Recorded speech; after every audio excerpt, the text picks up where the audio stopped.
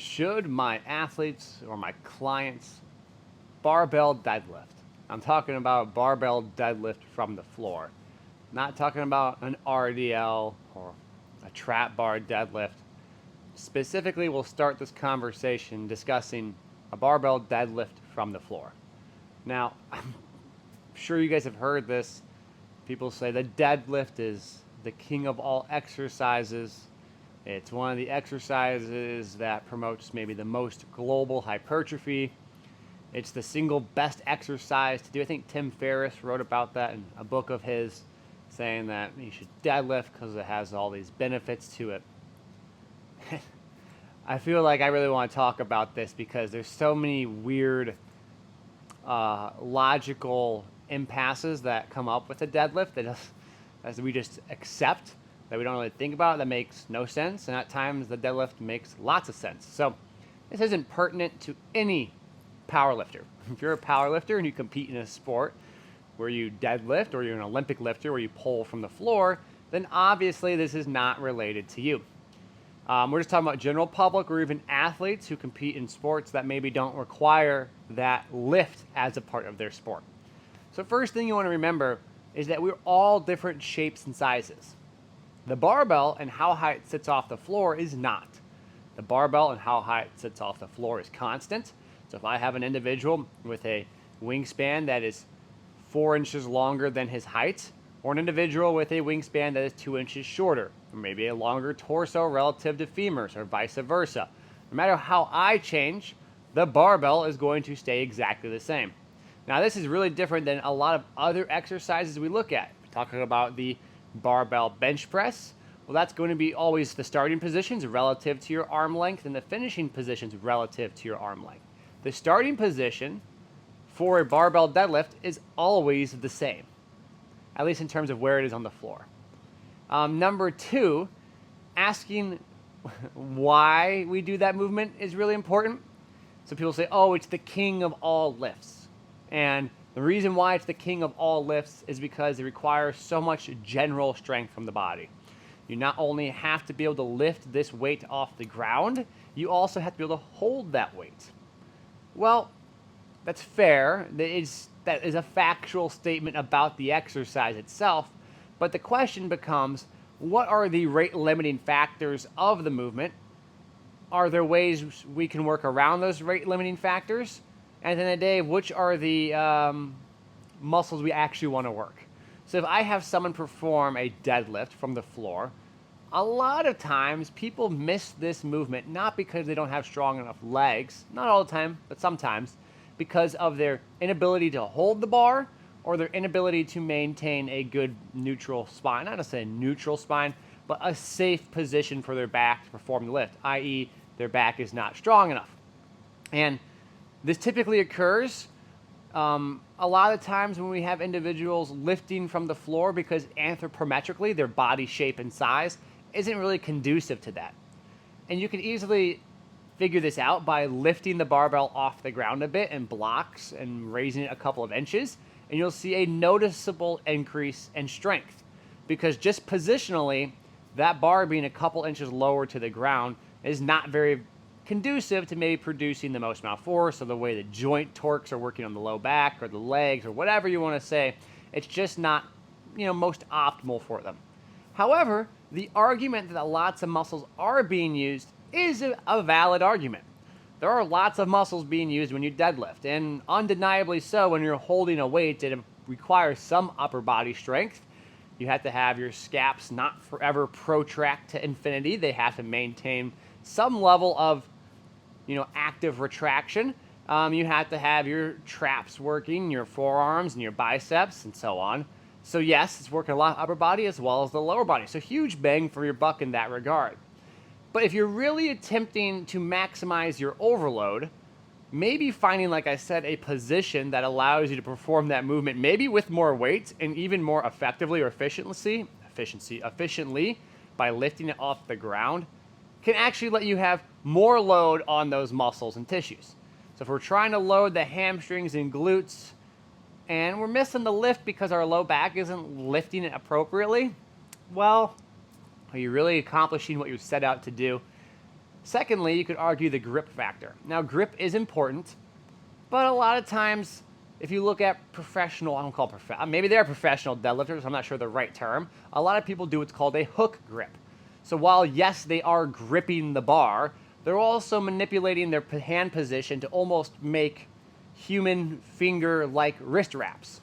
So yes, it requires grip, but they're also finding a way to increase their grip strength, not by sheer grip force, but basically mechanical leverage. And so if that's the case and we're allowing that to occur with our hands, why don't we just use straps? One of the things I've noticed when people use straps for grip is it's actually a little more comfortable in terms of the positions they can get in regards to the actual deadlift itself. And it can clean up some of the form. It might sound bizarre. It might be purely anecdotal and based on the situations I've been in, but that's what I've noticed personally. So if we are really thinking that this lift is somehow magical, which no lift is really ever that magical, but is beneficial because it trains the muscles that we would like to train, and it trains in a specific pattern, I'm not against deadlifting at all. What I'm against is trying to make the deadlift from the floor work for every single athlete when there really isn't something magical about the fact that the deadlift or the bar itself is just a couple inches below what would be, or I guess above what would be the starting position if we were to lift it off the floor. So it is a good hinge movement when done appropriately. There are lots of variations, like I mentioned at the beginning, an RDL, so Romanian deadlift. A rack pull is a very good variation if you can figure out how to set that one up appropriately based on your setup, the equipment you have. Because it works with the hinge pattern, it works from a static start position, that is the bars on the floor, well, not the floor in this case, but on the pins on the rack. And you're having to generate force from 0 to I have to lift the bar in order to overcome the weight to actually complete the lift. So mimicking some of the force profile that of the actual barbell deadlift, but at the same time removing some of those other issues.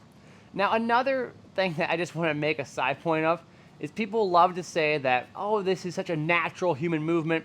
The deadlift is something you need to be able to do. It's something that we innately do. It's primal. It's whatever word you would like to use. It's something evolutionarily built in us.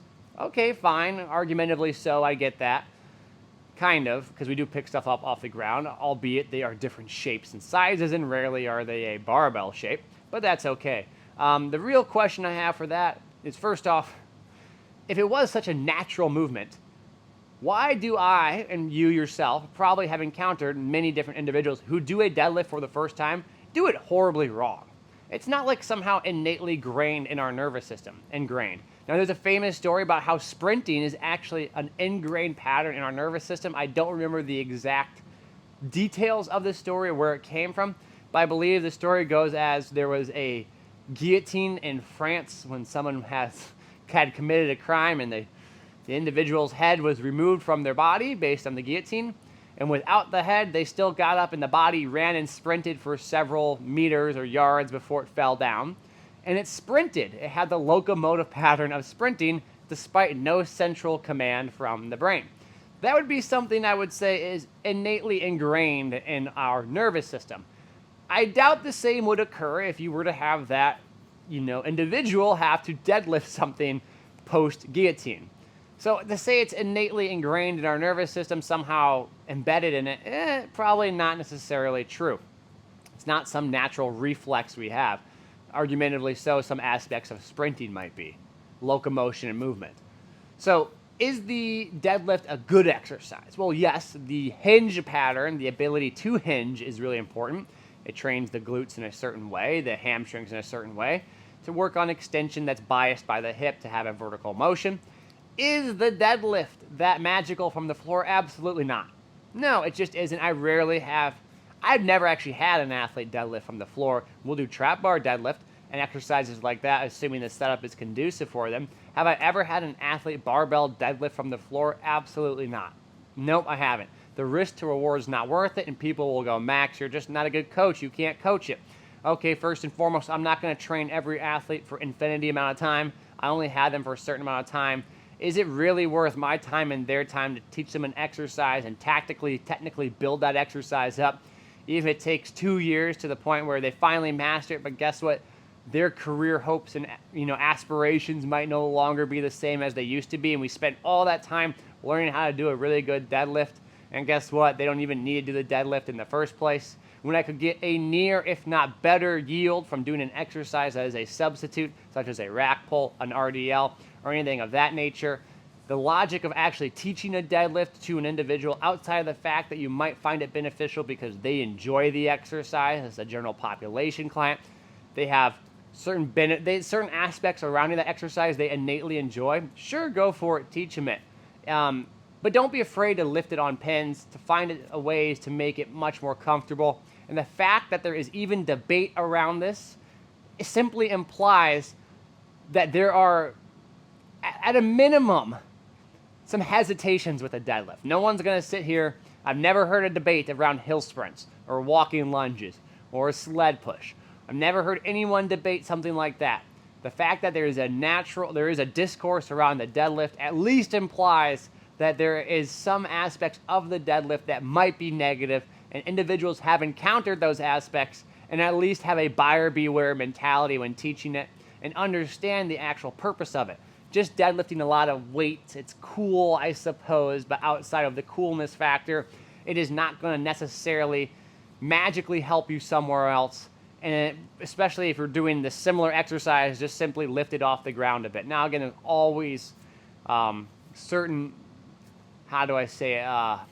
exceptions. You could argue in some realms, wrestling and those type of sports might actually be a little more fitting for deadlifting, and that's totally fine. But again, that's a justified why. That makes a lot of sense. So do I have my athletes deadlift with a barbell from the floor? Absolutely not. Do I bother teaching it to them? Absolutely not. Do we perform lots of hinge patterns? Absolutely. Do we perform heavy hinge patterns and rack pulls and trap bar deadlifts and RDLs? Absolutely. Do we barbell deadlift from the floor? Absolutely not. So I appreciate you guys listening. I hope you enjoy. As always, take care. Feel free to subscribe, like, and share. Thanks.